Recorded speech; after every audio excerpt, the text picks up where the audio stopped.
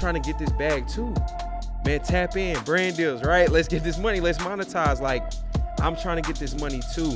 I want that too for my family and generations. Do not get it twisted. But one thing I'm not going to do anymore is put that before spiritual legacy. We have to work extremely hard to prioritize. What are we doing today to instill the faith in our family so deep that it never dies? I took some losses they never would know. Took the long route they had cut me before. We was down bad talking broken and broke. Now I'm dealing hoping it's all for the low. Get HWL, get your dough back. Get HWL, get your dough back. Ain't selling no meat, it's a whole pack. And young and I give you the whole pack. Get HWL, get your dough back. Get HWL, get your dough back. Ain't selling no meat, it's a whole pack. And young and I give you the whole pack for real. Yo, what's good, everybody? Welcome back to HWL, the pod. I appreciate y'all so much for tapping in. For my newcomers to the show, welcome. I hope this becomes a home for you and somewhere you frequent. Go ahead early on. I normally do it at the end, but go ahead and subscribe now because I feel like I'm going to earn your subscription and your viewership. So, man, it's been a lot of great things going on. God has been so good, so faithful. I hope that you can say the same. But listen, this week's high is something that, hit me like a ton of bricks. And for all my hustlers out there, it may be a little hard for you to hear this one, but I'm a hustler myself. I've been grinding my whole life.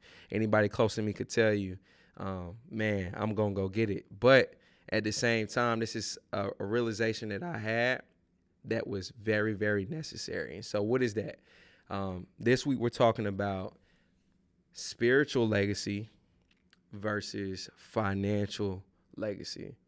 And so we're going to cover both, and we'll cover what should be priority. And I think you can already tell where I'm going with this, right? So today and times before, we have always focused, and I've heard it, it's almost become like a buzz term where we talk about, hey, what do you want in life? What's one of your biggest goals?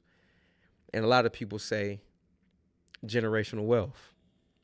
And that's amazing. Like, it really does sound good when you say that. I ain't taking that away from you. I've said it before. In a room where, you was just now meeting people and you giving fun facts or whatever. You may be talking to a boss, a mentor, your homies, whatever, and you say that's what you want. And I think we all should go after that. And that's admirable, to want to provide so much that your family for generations to come can eat off of your investments and hard work. Man, that's admirable. And I don't take that away from anybody. I pray that happens for you.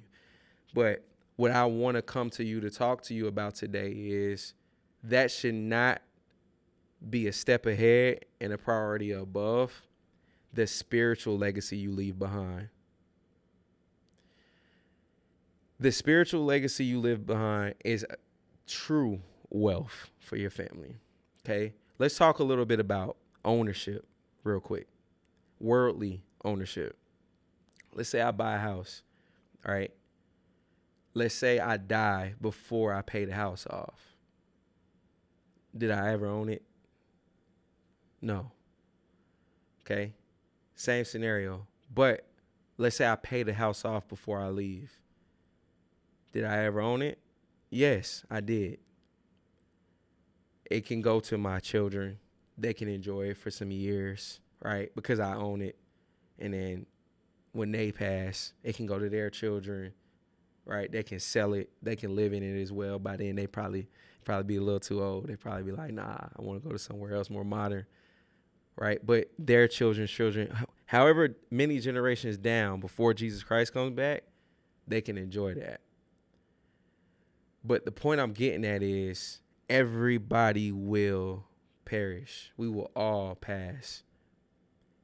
And we cannot take that house that daddy paid off, right, and pass down. We can't take it to heaven. I'll never see it again. When they pass, they'll never see it again. When their children's children pass, they'll never see it again. This is a home that will end up at some point perishing also. And so while I did a great thing by providing an easier life for my kids and my kids' kids and my kids' kids' kids, that was amazing. That was admirable, right? I become somebody that's important. My last name lives for a while. But what's more important than that is what you pass down for generations to come spiritually. The wisdom that you pass down for your children's children to make a better decision that can save their souls. Introducing Jesus Christ to your household so that their children one day will get introduced to Jesus Christ also. So that one day their children's children's children can get introduced to Jesus Christ also. That's the real generational wealth that we need to prioritize. And so if you're a first generation Christian, or let's go back, right? Because some of us may not be the first Christians in our household, but we may be the first to take it this seriously. If you're the first generation of that, okay, understand that your investment today, how hard you go for the Lord, right? What you're doing in front of your children, how you're doing it, how frequently you're doing it, right? What you're showing them, what you're teaching them. You're the first person to invest in their spiritual future.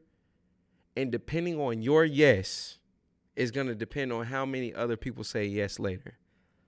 Man, I got baptized in December. I got baptized, man. So happy. And I had been baptized before. I got baptized in like 2000 when I was 4 years old. And of course, my parents wanted me to be covered, and I'm so grateful for that. And I believe that covering covered me for good, but I felt it in my spirit, and I was also nudged for a long time by my wife to like, hey, you may want to revisit that now that you have your own decision to make, right? And you can make it for yourself. You may want to do that again. And so for years, I always thought it was a cool idea, but I just didn't feel pushed to do it, right? I didn't feel that. But I finally felt like, hey, I need to do this, and I want to do it. And so I did. And we had to write out why, like, what's your declaration to Jesus before you get dipped.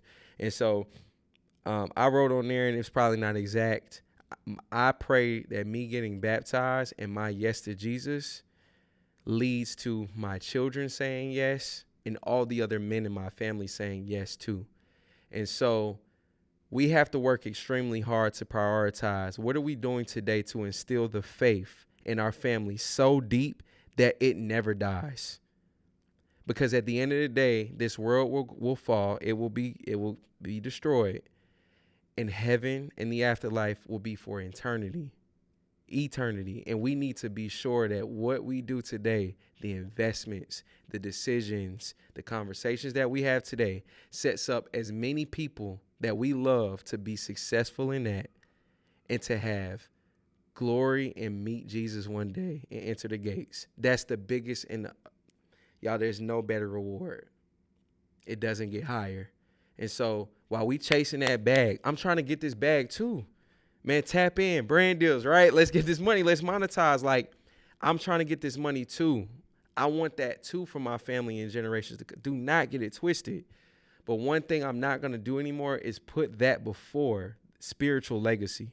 And so, man, I urge you not to do that either. I urge you to prioritize how my family is going to be and treat Jesus Christ, how they're going to, like, what's going to happen when I die. Are they going to still go to church, right? That depends on how hard you go now. So work hard for that legacy just as much as you work hard for the financial piece, all right? So with that being said, man, I love y'all. I appreciate y'all. Make sure you subscribe. Make sure you like this. Make sure you comment. Make sure you share. Till the next time. Say good night, sneaking. Made it out. I remember sleeping at my mama's house. Ran it up. I was stacking up while they was popping out. Stay down.